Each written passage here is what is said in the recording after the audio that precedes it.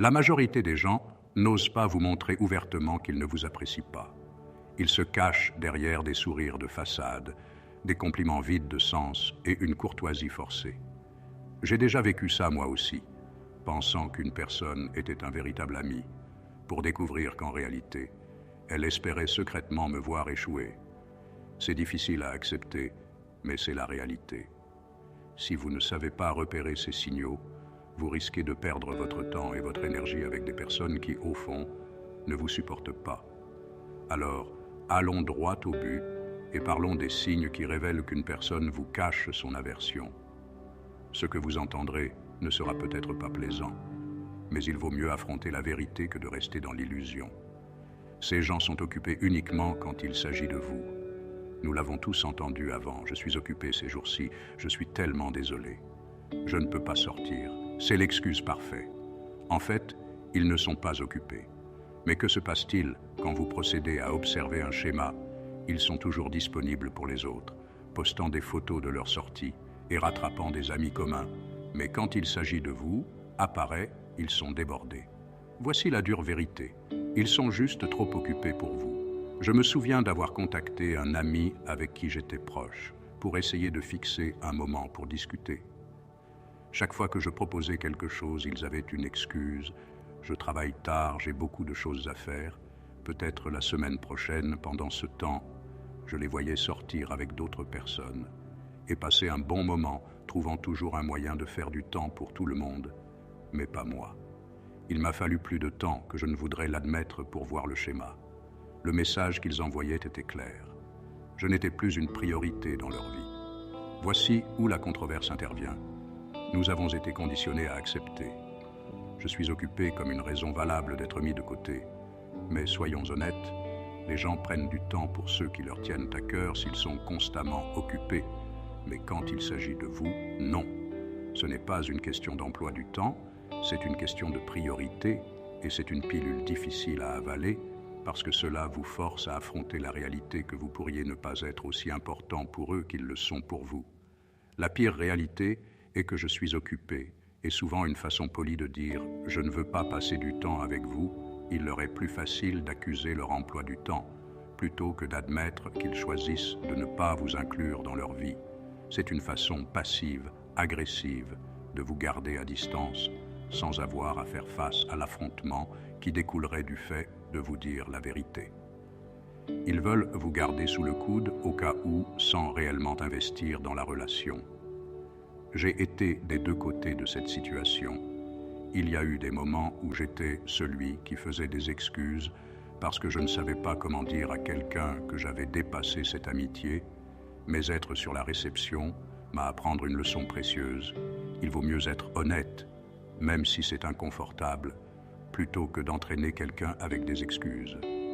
Quand j'ai finalement confronté mon ami sur son occupation permanente, la conversation était nécessaire, cela m'a donné la clarté dont j'avais besoin pour avancer et investir mon temps et mon énergie dans des relations où j'étais valorisé. Et voici le message profond. Votre temps est précieux et votre énergie l'est aussi. Ne le gaspillez pas avec des gens qui ne se soucient pas de faire du temps pour vous. Si quelqu'un est constamment trop occupé pour vous, il est temps de réévaluer la relation. Vous méritez d'être entouré de personnes qui sont ravies de vous voir et qui font un effort pour vous inclure dans leur vie. Non seulement quand c'est pratique pour elles, mais parce qu'elles savent ce qui signifie réellement votre compagnie. Il est important de reconnaître que les gens changent tout comme les relations. Parfois, nous nous accrochons à des personnes par habitude nostalgie ou par peur d'être seuls, même lorsqu'elles ont clairement avancé. Mais il y a de la force dans le fait de laisser partir en reconnaissant que vous méritez plus que le temps résiduel de quelqu'un. Ce n'est pas une question d'être exigeant, c'est une question de vous valoriser suffisamment pour vous éloigner de ceux qui ne vous valorisent pas. Ils évitent le contact physique comme la peste. Parlons de l'éléphant dans la pièce, le contact physique, ou plutôt son absence. Nous ne parlons pas seulement des relations romantiques. Ici, le contact physique est une interaction humaine fondamentale, un moyen de se connecter et de bâtir la confiance. Alors que signifie le fait que quelqu'un s'évertue à éviter même le contact le plus décontracté? La réponse n'est pas jolie. Ils envoient un message clair qu'ils sont mal à l'aise avec vous et il est temps d'y prêter attention. J'avais un collègue qui semblait reculer à chaque fois que je tendais la main pour une poignée de main ou une bande amicale dans le dos. Au début, je pensais que j'imaginais des choses, mais ensuite j'ai remarqué que ce n'était pas seulement moi. Il était chaleureux et tactile avec tout le monde, sauf avec moi.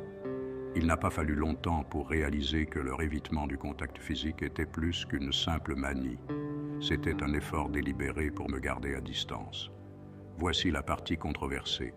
Le contact physique est une partie naturelle de l'interaction humaine, et quand quelqu'un l'évite systématiquement, il communique un manque de confort ou de connexion. Certes, certaines personnes ne sont tout simplement pas tactiles, et c'est acceptable.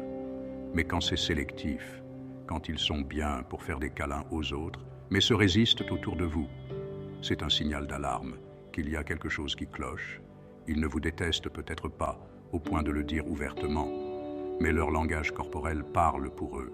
Et soyons honnêtes, nous avons tous été là, des deux côtés de l'équation, peut-être avant vous éviter une poignée de main ou reculer lorsque quelqu'un s'est approché trop près parce que vous ne ressentirez tout simplement pas la connexion. Ou peut-être avez-vous été du côté récepteur, vous demandez pourquoi quelqu'un semble toujours tressaillir lorsque vous êtes là, c'est inconfortable. C'est souvent un signe que la relation n'est pas aussi forte que vous aimeriez penser, mais voici la vérité plus profonde. Le physique est une partie fondamentale de la connexion humaine. C'est ainsi que nous montrons confiance et empathie. Quand quelqu'un l'évite avec vous, il n'évite pas seulement le toucher, il évite la proximité, l'intimité et la vulnérabilité. Il vous garde à distance littéralement et figurativement, et c'est une indication claire qu'il y a un problème sous-jacent dans la relation. J'ai appris à prêter attention à ces signaux, même quand il est difficile d'admettre ce qu'ils signifient. Il fut un temps où j'ignorais les signes, me convaincus que la réticence de quelqu'un à se rapprocher était juste un trait de personnalité. Mais plus j'y réfléchissais, plus je réalisais que cela concernait notre relation quand j'ai finalement confronté à la situation. Cela a conduit à des conversations difficiles et dans certains cas, la fin de la relation, mais cela m'a également libéré de la frustration de me demander pourquoi les choses semblaient étranges. Alors voici le message profond. Ne négligez pas les signes. Lorsque quelqu'un évite le contact physique avec vous, c'est plus qu'une simple préférence. C'est une déclaration sur leur niveau de confort et de connexion avec vous. Si vous remarquez ce schéma, n'hésitez pas à l'aborder. Cela pourrait mener à une compréhension plus profonde ou révéler que la relation n'est pas aussi solide que vous le pensez, quoi qu'il en soit. Il vaut mieux confronter la vérité que vivre dans le déni. Vous méritez des relations où le contact physique n'est pas quelque chose à éviter, mais quelque chose à choisir, qui se produit naturellement et immédiatement, que ce soit un câlin amical, une poignée de main ou simplement s'asseoir près de chacun sans se sentir mal à l'aise. Ces petits gestes construisent la confiance et la connexion. Si quelqu'un les évitait systématiquement, c'est un signe que quelque chose ne va pas.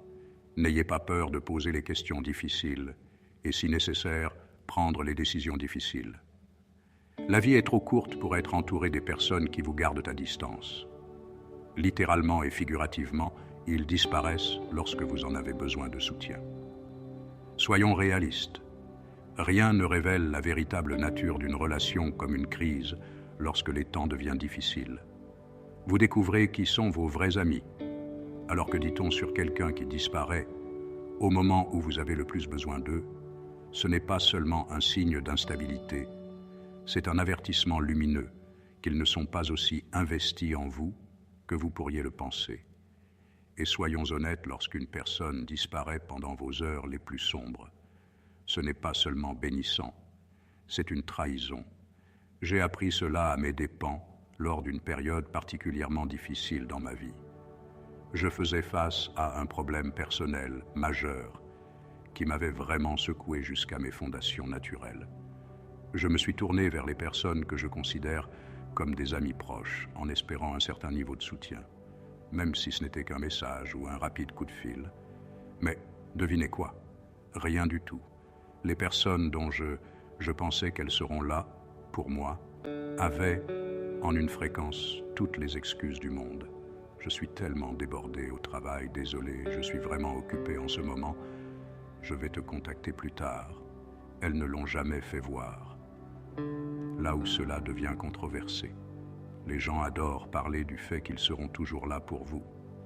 Mais quand il s'agit d'agir réellement dans les moments difficiles, beaucoup d'entre eux ne sont là que pour les bons moments. Ils feront la fête avec vous, riront avec vous et profitent des moments forts de votre vie. Mais dès que les choses deviennent réelles, ils ne sont plus là. C'est plus facile pour eux de disparaître que de faire face à votre douleur ou à votre inconfort. Ils ne veulent pas être entraînés dans vos problèmes parce qu'ils ne se soucient pas assez d'être là quand cela compte. Soyons honnêtes, un véritable soutien ne concerne pas la communication, mais le fait d'être présent quand c'est difficile, quand c'est inconfortable. Les personnes qui disparaissent lorsque vous avez le plus besoin d'elles ne sont pas simplement inconsidérées. Elles vous montrent exactement où vous en êtes dans leur vie. Elles disent sans mots que vos problèmes ne valent pas mon temps. Je me souviens avoir été totalement dévasté lorsque j'ai réalisé que les personnes pour qui j'avais été là dans le passé, lors de leur rupture, de leurs drames familiaux ou de leurs revers professionnels, n'étaient pas dérangées de me rendre l'appareil. Cela a été un électrochoc pour moi, mais c'était aussi une leçon que je devais apprendre. Tout le monde qui sourit en votre présence n'est pas vraiment de votre côté. Voici le message profond. Le soutien est la fondation de toute relation significative. Il est facile d'être présent lorsque tout va bien, mais le véritable test d'une relation est la façon dont les gens réagissent lorsque tout s'effondre. Si quelqu'un disparaît au moment où vous avez besoin de lui, ils ne vous font pas seulement défaut, ils vous montrent qu'ils n'ont jamais vraiment été là en premier lieu. Mais ne laissez pas leur absence vous rendre amer, laissez-la vous rendre meilleur. Utilisez cela comme un filtre pour trier les personnes qui ne méritent pas une place dans votre vie, ceux qui restent, qui prennent des nouvelles, qui se présentent, même quand c'est l'inconvenant. Ce sont ces personnes qui comptent vraiment, et ce sont les relations que vous devriez nourrir et chérir. En fin de compte, la vie est trop courte pour investir dans des amis qui ne sont là que par beau temps.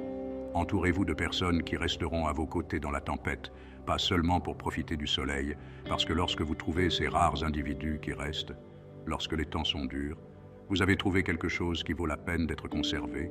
Quant à ceux qui disparaissent, laissez-les partir. Ils ont déjà montré leur vraie couleur. Ils parlent de vous dans votre dos.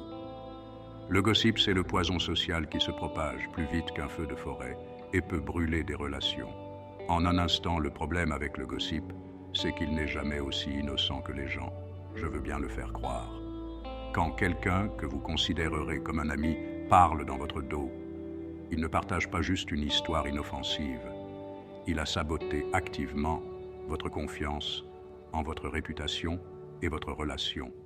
Quand il parle de vous dans votre dos, c'est un signe clair qu'il ne vous respecte pas, peu importe à quel point leur réaction amicale en votre présence forte. J'ai déjà été l'objet de gossip, et laissez-moi vous dire que c'est l'une des expériences les plus déchirantes. Il y a eu un moment où je me suis confié à quelqu'un que je pensais être un ami proche au sujet d'un problème personnel. J'avais besoin de décharger un peu du poids que je portais, et je faisais confiance à cette personne pour garder cela entre nous. Mais quelques jours plus tard, les détails de cette conversation ont commencé à circuler, déformés et exagérés. C'était comme un jeu du téléphone, sauf que le message n'était pas seulement perdu, il était utilisé contre moi. La personne en qui j'avais confiance avait transformé ma vulnérabilité en divertissement pour les autres. Voici la vérité controverse, les gens qui parlent de vous dans votre dos ne font pas juste du vent ou partager des préoccupations, ils jouent à un jeu de pouvoir. Le gossip est une façon pour eux de s'élever tout en vous rabaissant, sans avoir à vous confronter. Directement, ces lâches manipulateurs et toxiques. Ils ne nuisent pas seulement à votre réputation, ils endommagent la fondation même de confiance sur laquelle repose toute vraie relation. Mais une chose à mettre au clair, Les gens qui parlent des autres avec vous parleront également de vous avec d'autres. C'est un schéma, pas un événement isolé. J'ai vu cela se produire trop souvent pour compter quelqu'un qui adore répandre des rages sur tout le monde, devient fréquent, silencieux. Lorsqu'il est avec vous, devinez quoi il parle probablement de vos affaires. Quand vous n'êtes pas là, c'est une trahison du pire genre, car cela se fait dans l'ombre, sans vous donner l'occasion de vous défendre ou même de savoir ce qui se dit. Maintenant, voici où cela devient vraiment personnel. Je me souviens avoir confronté à un ami qui avait parlé dans mon dos en espérant une sorte d'excuse, ou au moins une explication. Au lieu de cela, il agit comme si ce n'était pas grave du tout, balayant cela comme juste un peu de bavardage inoffensif, mais voici le truc, le gossip n'est jamais inoffensif, c'est une trahison tout simplement, et cela en dit beaucoup plus sur la personne qui le répande que sur celle dont on parle.